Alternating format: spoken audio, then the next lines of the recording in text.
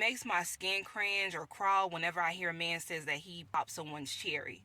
And the reason why I do is because I'm reminded about a time I was having sex with this guy. Oh, trigger warning. It's trigger warning, right? I had sex with this guy, and then afterwards there was like blood all in the bed, just all in the bed. And what he told me, he was like, listen, I popped your cherry.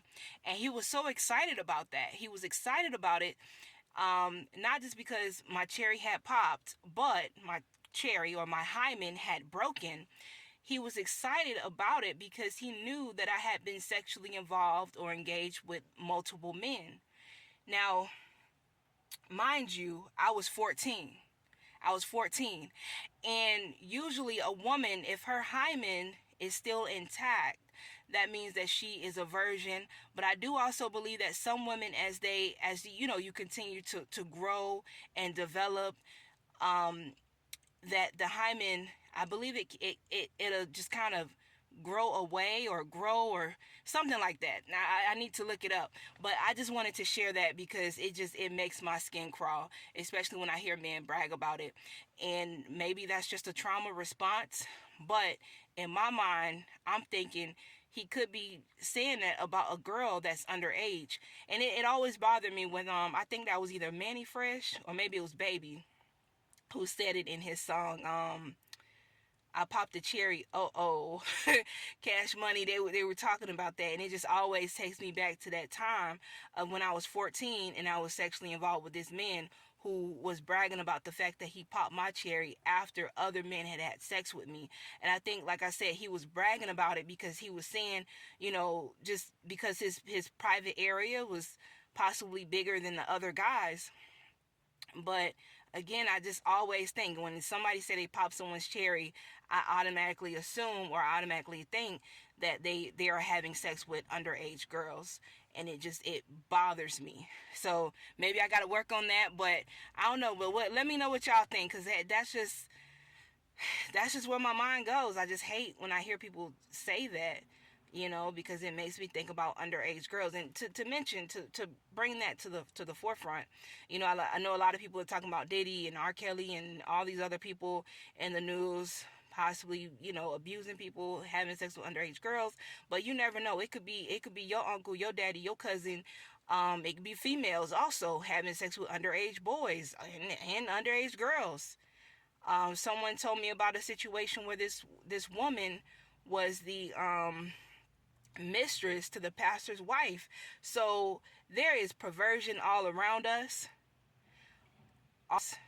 But just like people trying to put, Diddy on blast and how they was doing with R. Kelly, be mindful of the people that's up close and personal in your life. I had a conversation, I'm oversharing, and I just started to feel like, just a little discouraged by it. But he had to remind me. He said, are you helping people? How many people have you helped since you've come public about your story and the things that you went through? I said, yeah, that's true. Because a lot of people have come to me in my inbox, have sent me text messages, and they've said things like, I've never told anybody this, but me and your story, I resonate with your story, or we've gone through the same thing, or or they're reading it and they're saying how they're crying or they're shaking because they just can't believe that there was someone else who went through the things that they went through. So I will continue to be a voice. I will continue to be a voice for the people who feel like they have no voice. I will continue to share my story. But like I said, sometimes I do feel like maybe I overshare or whatever, but no, I'm gonna keep sharing it. Those same dope boys who was having sex with me as an underage girl, who was bragging about popping my cherry and stuff like that, those were grown men. I had just turned 14. Just turned 14. Even one of the guys, I remember him saying to me specifically, he said, "You beautiful, but you smell like Similac. You still got Similac on your breath." So be mindful of people that are around you. Be mindful. And some of those memes they keep putting up with, Diddy and stuff like that, it's funny, but then it's sad too at the same time. You know what I'm saying?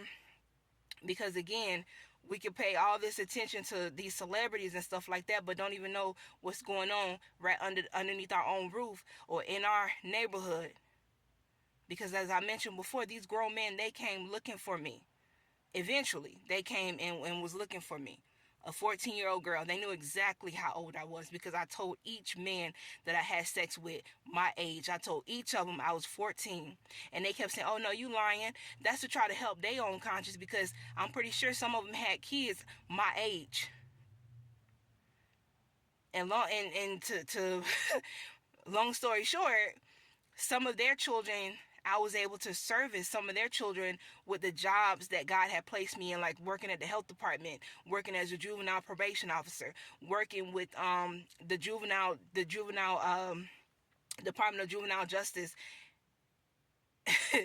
the juvenile court, and working in adult drug court, and all these different places God placed me in. So be mindful of how you treat people and what you do to people. And also, again, keep a lookout, remain vigilant and aware of what's going on in your own neighborhood, because there were quite a few times those men would take me behind people's houses, 2, 3, 4 o'clock in the morning. All right. So, suppressed wounds, redemption, and recovery. When suppressed wounds begin to heal, I just wanted to get that off my chest because it's been heavy on my heart when, just keep seeing stuff, people talking about popping people cherry. It just bothers me. But again, it can be a complete, like a fully grown woman who may still have her hymen intact, but just like, yeah, just wanted to share that. Talk to y'all soon. Y'all have a wonderful day.